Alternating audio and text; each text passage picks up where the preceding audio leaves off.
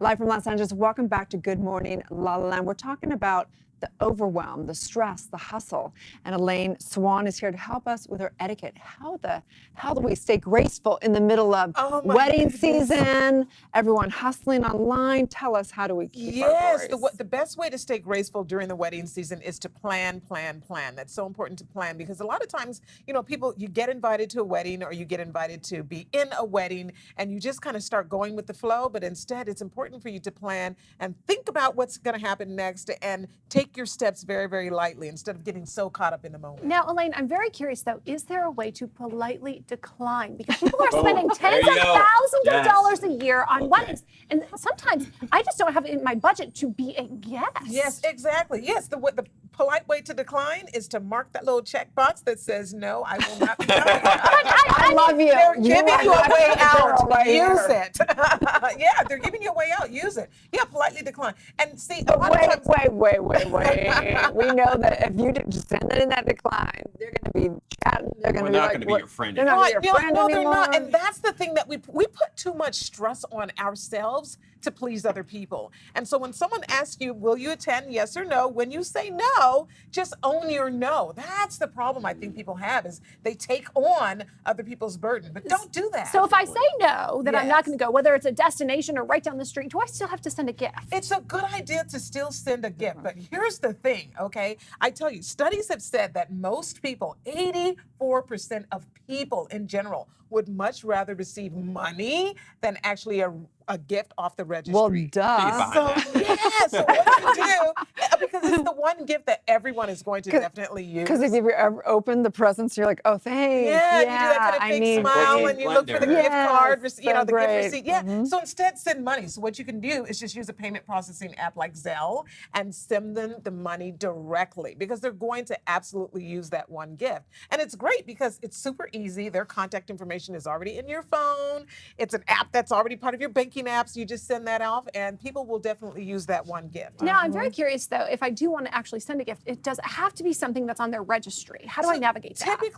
Typically you do want to, if they do register for it, then the most polite thing to do is just to get them a gift that's on their actual registry.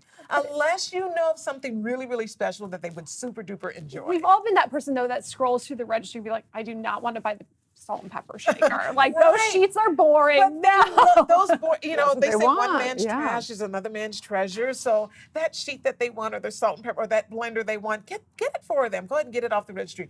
Because keep in mind, the gift, if you get them a gift that they've asked for, it's not necessarily a reflection of your taste. It's a reflection of their taste, and you're just obliging them. I know. I just don't want to endorse something. So what other tips do you have for us during? I didn't know there was even a wedding season. Yes, there's definitely a wedding season. Yeah. I mean, I'm just hearing this at my age. So we're smack dab in the middle of the fall wedding season. Okay. Right now, people are getting those great photos. They're having the weddings at different wineries. They're out in the field. They're doing really great. So we're smack dab in the middle of fall wedding season right now. And so it's the thing is, for folks today, when the proposal happens, a lot of times, you're asked to be in that wedding and you start thinking about, what's all involved. And I think people aren't quite sure about all of the things you have to do when you're in an actual wedding. Yeah, you have to do a lot of stuff. You have to actually serve, not just stand there and be cute. Exactly. Yeah. Keyword serve. And often prepare a proper toast. Do you have any tips on that? I do. I have some tips on preparing a proper toast. So keep in mind, this is a toast and not a roast. All right, so we're not there to roast the bride and groom and bring up all the old past, the girlfriend. Remember the guy that you kicked in his windows, that sort of thing. So that time in college. Yeah, so the proper toast really is to celebrate the couple and give highlights of their relationships instead of the lowlights of past relationships. Yeah, that's a great tip. In general, you want to probably keep it brief, right? I mean, how long should it be? Yes, no more than 1 to 2 minutes long. That's it. Anything, once you start getting, people want to do a whole comedy routine and all that stuff like that. So don't. And if you have to, there's nothing wrong with going up with a little cheat sheet, little piece of paper with some bullet points, just to kind of keep yourself on track. And practice. As I said, practice beforehand. Yeah, think about what you're going to say. Yeah, especially when that champagne kicks in. When that champagne kicks in.